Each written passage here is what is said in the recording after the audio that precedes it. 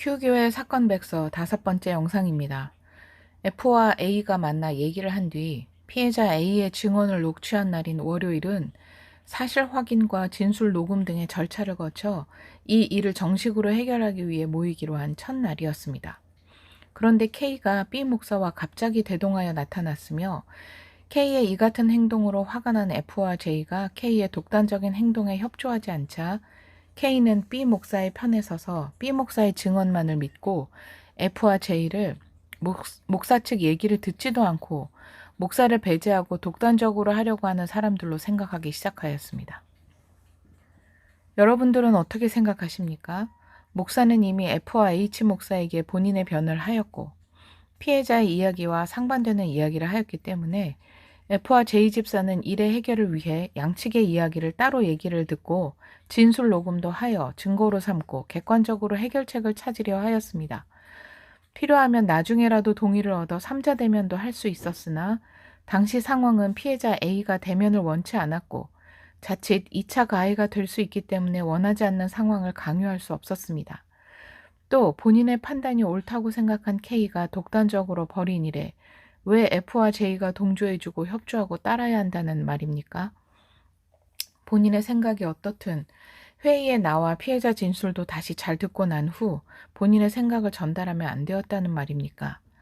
이후 공청회에서 K는 목사님은 이미 가해자였고 범죄자로 낙인 찍혔고 F와 J는 처벌의 방향을 정해놓았기 때문에 본인은 동조할 수 없었다는 발언을 합니다. 그렇게 오해했다 해도 회의에 나와서 그런 것은 옳지 않다라고 얘기하였으면 될 일입니다. K는 혼자만의 오해와 착각으로 독단적인 행동을 하고 F와 J 집사를 목사를 끌어내리고 교회를 분열시키는 사람들로 몰아갔습니다. 다음 날인 화요일, F는 예정된 휴가를 떠납니다. 그 이전에 예약이 되어 있었던 것이었습니다. 휴가를 가서도 F는 사람들과 통화하고 이 일에 대해 걱정하고 고민하느라 제대로 휴가를 즐기기는커녕 아이들로부터 엄마는 전화하려고 여기 왔느냐는 원성을 들어야 했습니다. 화요일 낮에 A는 F에게 전화를 하였고 이 일에서 그만 빠지고 싶다, 더 이상 관여하고 싶지 않다는 의사를 전합니다. F는 너와 목사님 일은 당사자 간의 문제만이 아니고 교회적인 문제가 남았다. 그 일에서 너는 빠져도 된다. 네가 전면에 나설 필요가 없다. 교회적인 문제는 교회에서 해결하면 된다. 그러나 없던 일로 할 수는 없다. 라고 말하였습니다. 그런데 이 시점에서 A는 돌연 마음이 돌아서게 되었고 F와 연락을 끊어버리고 맙니다. 이후 피해자 A와 K의 부인은 통화를 하였고 A는 F와 J에 대한 불만을 토로하였습니다. 더 이상 관여하고 싶지 않다고 했더니 넌 빠져 라고 했다며 목사에 대한 배신감이 크다고 냈던 헌금을 다 돌려받을 거라고 했다는 둥 월요일에 했던 대화들을 미주알 고주알 얘기했는가 하면 자기는 힘든데 휴가라고 놀러 간 것도 서운하다는 얘기 등을 한 것이었습니다. 그들의 얘기의 결론은 F와 J 측 사람들이 정상이 아니다. 반상식적인 사람들이다 라는 것이었습니다. 한편 F는 K의 배신에 충격을 받고 목사가 어떻게 얘기하길래 사람들이 객관적인 판단을 하지 못하고 목사를 옹호하는가 하는 생각에 본인도 나름 사실을 알려야겠다고 생각합니다. 그리고 친한 사람 2~3명에게 전화를 하여 교회에 이러한 일이 일어났음을 이야기하였습니다. 그들에게 일어난 일을 알리고 신앙적 조언과 개개인의 의견을 물어보았습니다. 또한 페이스북에 사건의 개요를 시간순으로 정리해 익명으로 올리게 됩니다. A교회 B 목사가 하는 식으로 말입니다. A는 피해자의 녹음 진술에 의거하여 감정적인 표현이나 평가나 해설 등은 자제하고 일어난 사실만 피해자의 표현대로 썼고 약 이틀 정도 올렸다가 글을 내렸습니다. 짧은 시간 올렸다가 내렸기에 그것을 보고 F에게 따로 연락한 사람은 한두 명에 불과하였습니다.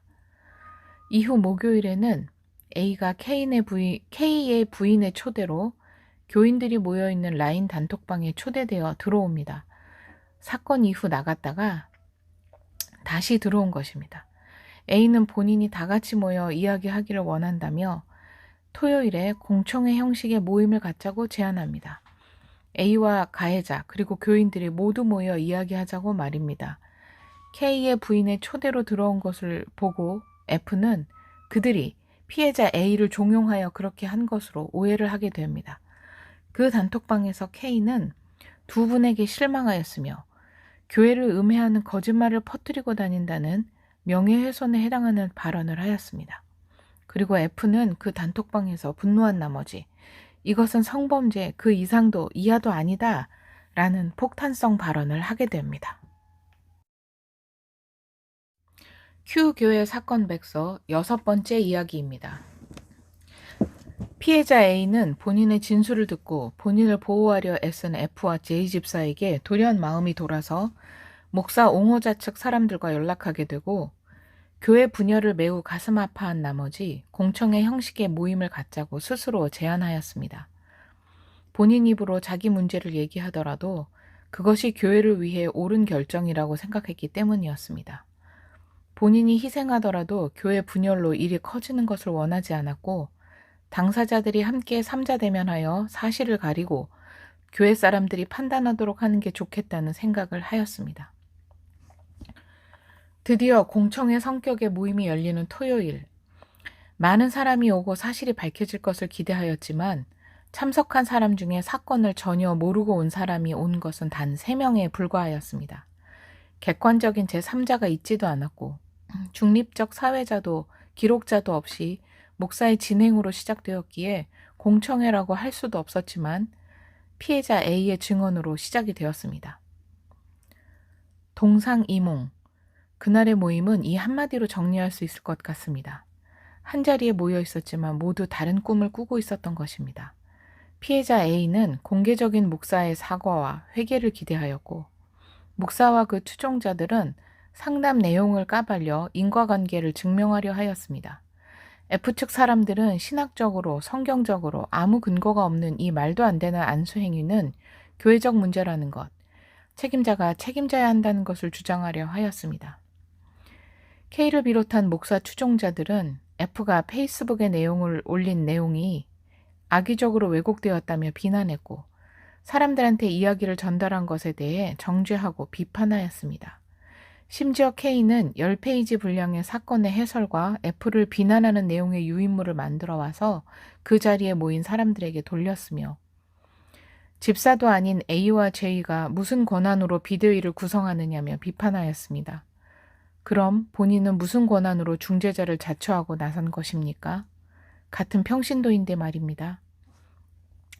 평신도라서 그나마 직분이 있는 J 집사에게 맡기려 한 것인데 반대 의견이 있었으면 그 첫 번째 회의에서 본인의 의사를 밝히고 중재로 호소할 수도 있었지 않나요?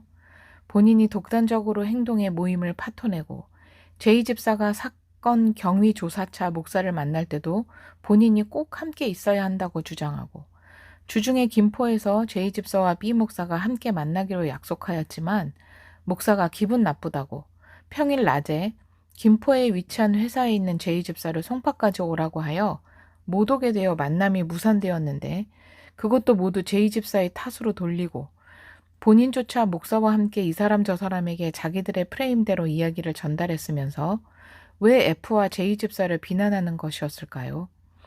심지어 K는 피해자 A의 상담 내용을 당사자도 아닌 자기가 다른 사람들에게 누설해가며 이야기한 것은 정당하고 상담 내용은 누설하지 않고 있었던 일만 이야기한 F는 잘못이라고 비난하였습니다.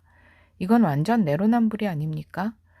피해자의 이야기를 직접 듣고도 목사의 인과관계 주장을 더 맞다고 생각한다면 피해자의 증언은 거짓이란 말입니까? 공청회 형식의 그날 모임에서 피해자의 직접적인 증언을 또 한 번 듣고도 목사의 행위는 순수하고 순결하며 결백하다고까지 말하고 자기 부인에게 목사가 그런 안수를 해도 괜찮다고 말한 K의 발언은 정말 길이길이 남겨 가훈으로 전해졌으면 합니다. K는 또한 궤변과 비난으로 가득했던 유인물을 증거로 명예훼손으로 고소하겠다고 F가 화를 내자 나가는 길을 막고 못 가지고 나가게 감금 행위까지 하였습니다. 감금 행위는 시간의 길고 짧음에 상관없이 유일한 출구를 막아서고 이동의 자유를 제한하였다면 성립하는 것이고 거기에 유인물을 내놓으라는 강요 행위까지 있었습니다. K의 감금에 신학생 CG도 합세하여 기름 맞고 강요 행위에 동조하였으니 공동 강요에 해당하는 중죄입니다. 그때 그곳이 교회가 맞습니까? 그날의 공청회에서 피해자 A는 있었던 일을 시간순으로 말하긴 했지만 사람들이 모여 있어 그랬는지 매우 완곡하게 표현하여 적나라한 표현을 자제하였습니다. 30분간의 음담패설 등은 수위가 높은 말 등으로 돌려 말하였고 한마디로 끝났기 때문에 주의를 기울이지 않으면 무슨 의미인지 알 수 없을 정도였습니다.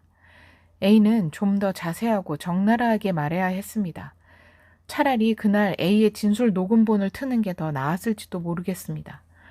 그러나 성기에 손을 댔고 압박하였다는 말은 하였으며 이러한 피해자의 발언에 목사는 모든 것을 인정하고 사과한다는 발언을 하였습니다.